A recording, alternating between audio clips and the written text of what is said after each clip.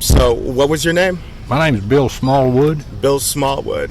So what's your thoughts on Texas independence and Texas as a, the Texas we live in? Well, I think we kind of messed up when we signed up, gave up our independence and became a state instead of a republic. Some things we did pretty well on that deal.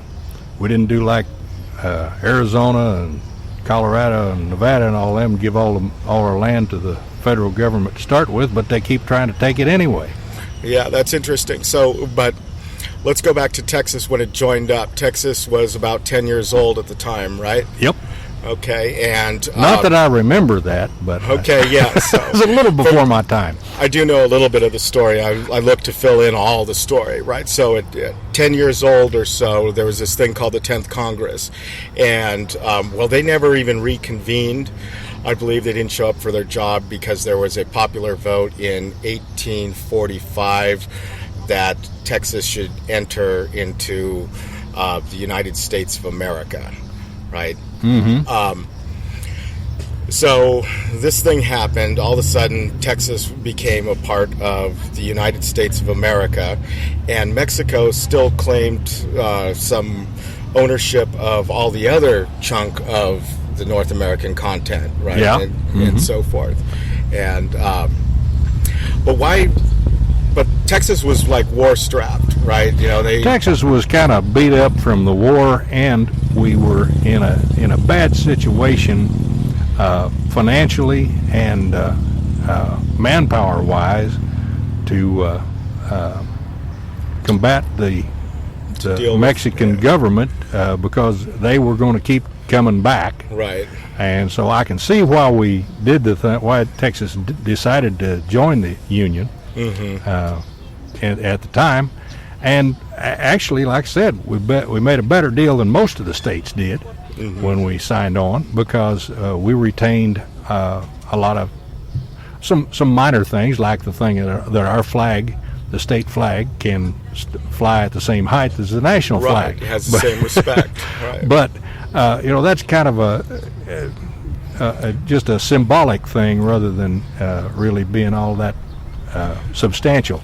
So why is the thought of Texas independence interesting and desirable? Well, it's interesting, and if things don't straighten up with the national government, which it shows no sign of doing, the state of Texas could very well survive and thrive on its own. I think it would hurt the United States as a whole. Right.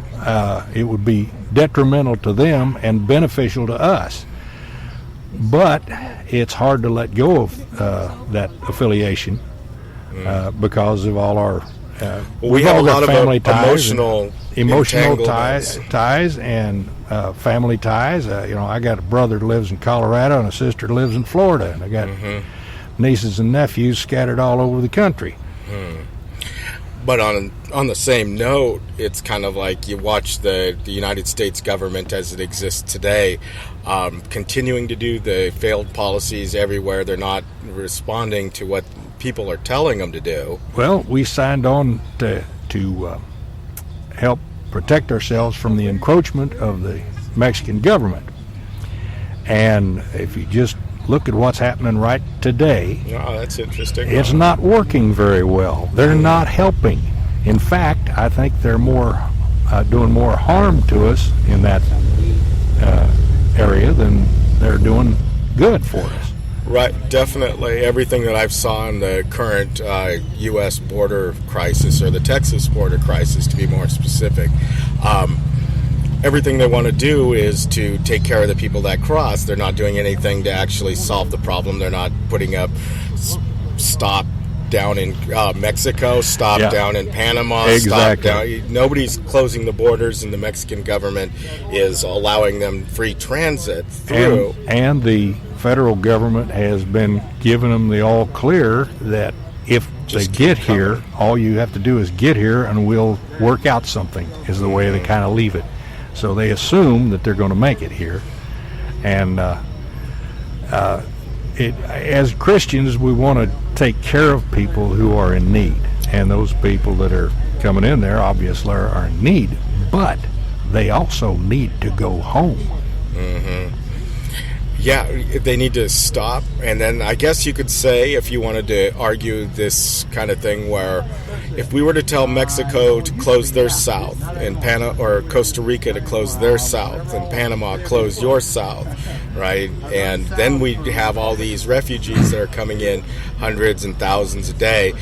The U.S. is sitting there taking a stance, I believe, of, well, they're better off here than getting stuck in Mexico, Costa Rica, or Panama, because we can pay for them. Because that seems to be what the current administration and Congress are trying to push through, humanitarian relief, without talking about, closing our south border so people can't cross. Talking to Mexico, saying, close that south, right? Costa Rica, you close your borders, because these people will get trapped as they're migrating.